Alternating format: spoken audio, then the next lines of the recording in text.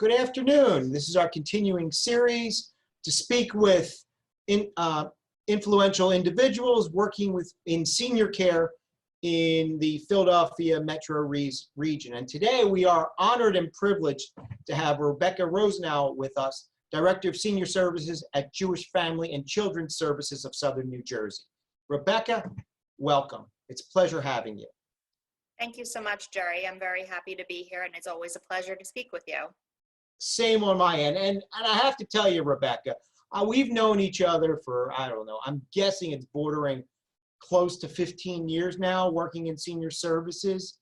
I know that, I believe you started out with JFCS as an intern back in the mid-2000s, if I recall, correct? That is correct. Right. So, and we probably met, give or take, right around the time you were an intern at different JFCS programs.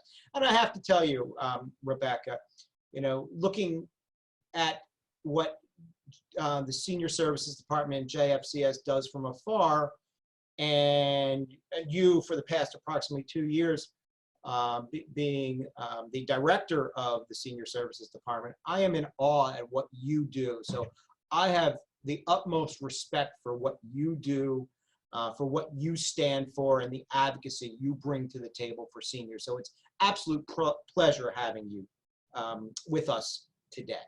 So with that, Rebecca, what the goal of these Zoom interviews is, I'd like to elicit something that our listeners and those watching this video wouldn't otherwise know about you. So what I'd like to start with is really looking inside Rebecca Rosenau. As you know, why do you do what you do? What brings you joy working with seniors? Was it something in your background that enticed you to work with seniors? Because you have to be a good person to deal with seniors on a daily basis and really empathize with them and have the patience. So can you talk about your background and what led you to present day being Director of Senior Services at Jewish Family and Children's Services of Southern New Jersey? Sure. Hopefully, just briefly, I can share that I actually grew up with 6 grandparents due to them being divorced before I was born. And for the first several years of my life, actually through my teenagehood, in some cases, I had 4 great-grandparents living and 1 great-great-grandmother living. So truly, the older population has always been a great influence to me. I see them as role models, as inspirational, as wealths of information. I never saw myself as working with seniors because I never saw that as being a form of work. Rather, that was my life and what I knew. When I started at the University of Pennsylvania as a first-year master's student, I was asked to stretch my limits and consider working with an alternative population, as I had requested to work with young children. Coincidentally, they placed me in Cherry Hill, New Jersey, working with geriatrics.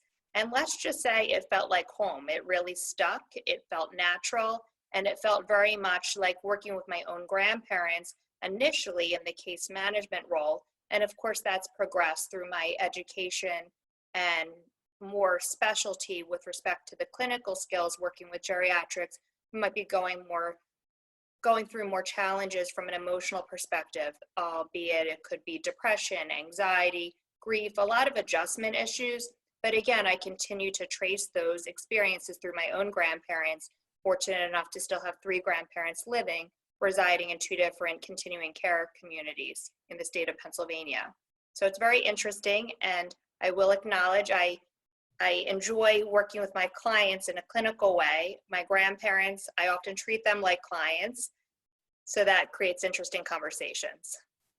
So everyone, you know, this working with seniors, I think, has to fit your personality. And to a certain extent, I guess, in like my experience, it kind of found me, and then I said, wow, this is where I want to be. And I think that was similar to your experience, it sounds like. Yes, some of it was based upon your family background, but it was happenstance that you started working with seniors when you really wanted to start working with children, but you found your calling with the seniors, it sounds like, and you took it and ran with it, more or less. I did, absolutely. And go on.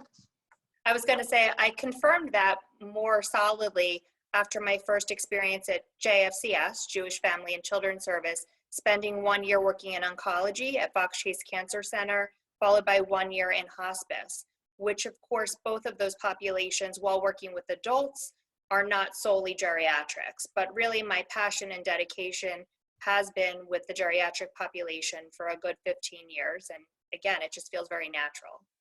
So let's bring it, you run a large department and in southern New Jersey, working with seniors, and you provide service to 100, possibly thousands of seniors on a daily basis. What has been over the we are recording this video conversation on June 23rd, so we're probably in the 13th, 14th week or so of the ongoing COVID-19 pandemic. What has been really some of the challenges you faced, and how have you been able to overcome those challenges? So the challenges have certainly been in the realm of technology. A lot of times working with the older population, many of them do not have laptops, computers, iPads, smartphones, the technology whereby they can access our services. Our services during the last 13 plus weeks have been solely by telehealth with respect to counseling and social work services. So for those who rely solely on a regular telephone, they don't have the same contact and connection with us as providers as they would if they were able to see us. Of course, seeing us through a screen is not the same as in person, but it does add a layer of personalization. That has been one challenge.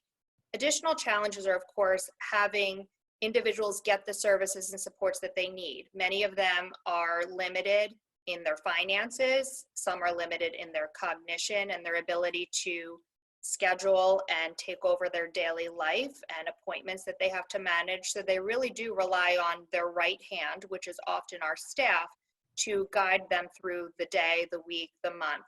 In the past, we at most times were maybe the only visitor they received in any given day or week or even month.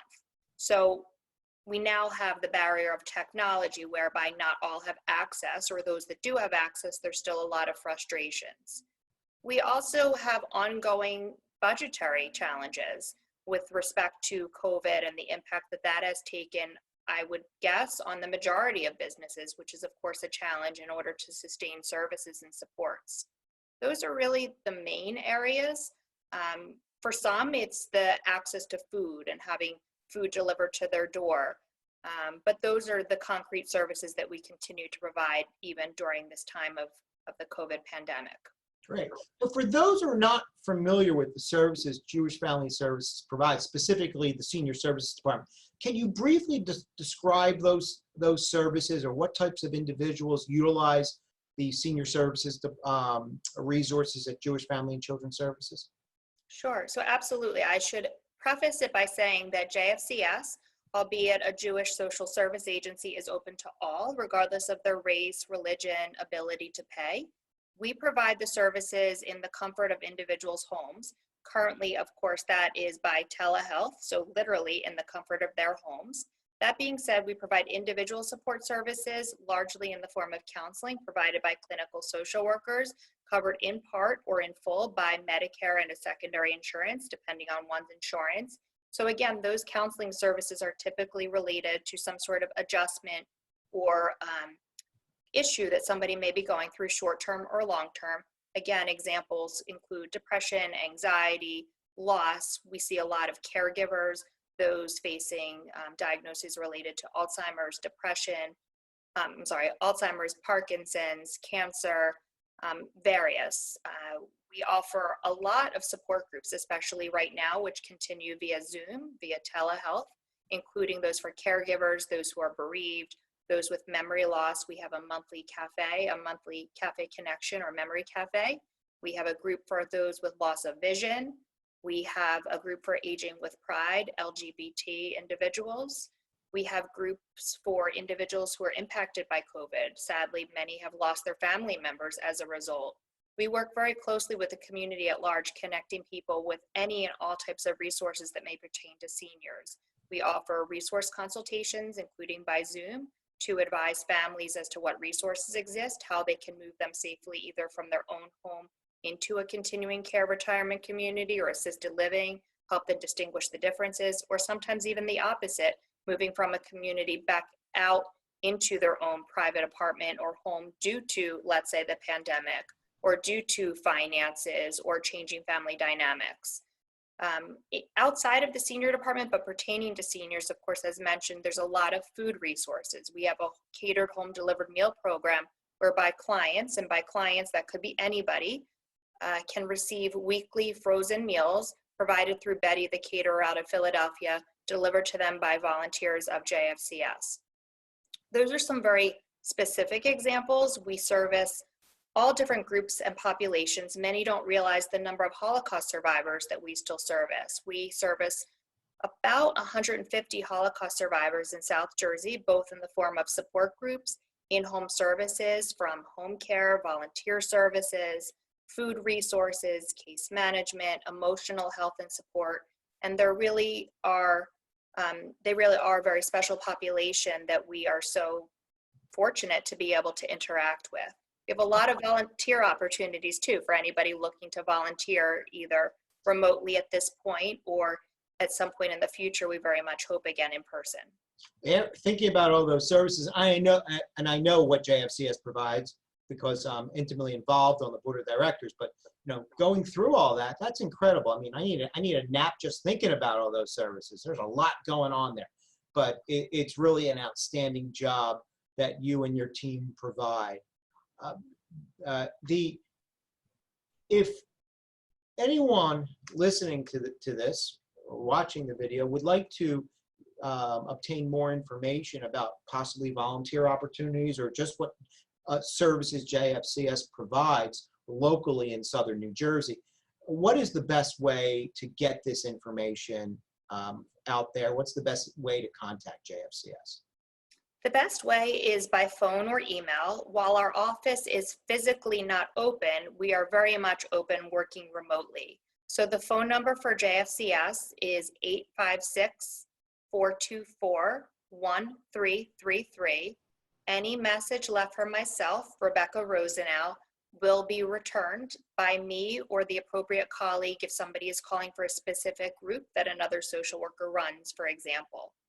We can always be reached through our website as well as by email. Our email addresses are our first initial and last name at jfedsnj.org.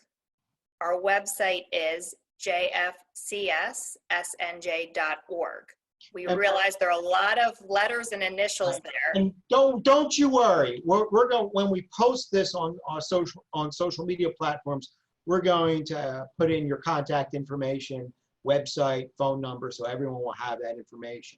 Rebecca Rosenau, let me ask you a question, one additional question. What's a good day for you? What's a good day for you in JFCS? What's your mission each day? And what do you wish to accomplish? And when you get home and, I've seen that beautiful dog you have, and you get to hug that dog. What, at the end of the day, what is a good day for you that other people really wouldn't otherwise know? A good day for me is a busy day, is a day where I've come in contact with and helped clients in need. By clients, they may be clients who I speak with weekly, or they may be clients who are calling us for the first time. It is a sense of fulfillment to be able to help individuals achieve their goals, achieve some sense of peace, help find them connections, and really match them up with what they're looking for. Many don't realize what they're eligible for. So by connecting them with something merely because they, for better or worse, have a diagnosis, and to receive not only the praise, but to realize the difference we're making, it's something that's, you can't explain it until you feel it. So again, staying busy is important. I really personally thrive off of the diversity of the clients we serve and having a variety to my day as well. I don't think most people benefit from going from the same service or the same routine after routine, which is what makes JFCS and our work at our agency just so unique and something that, again, I really thrive from. At the end of the day, most days I am emotionally exhausted, but so fulfilled that it rarely feels like work. It feels like a calling, a passion, And it's something that I hope to continue for another at least 30 years. Beautiful. When you have that, you're emotionally drained. What do you like to do when you're not advocating for seniors on a daily basis? What do you like to do for fun that someone who knows you just by name wouldn't otherwise know about you? So prior to COVID, and again, hopefully in the future, I've always loved to travel. I'm a fairly avid traveler. I believe I've been to approximately 40 different countries. So that's been something that's really kept me going. And to this day, I continue to have friends from around the world. I stay in touch with them through social media, through the phone. Very thankful to have WhatsApp and smartphones whereby we can speak to people all over the place. Locally, I enjoy biking and trying to stay relatively active.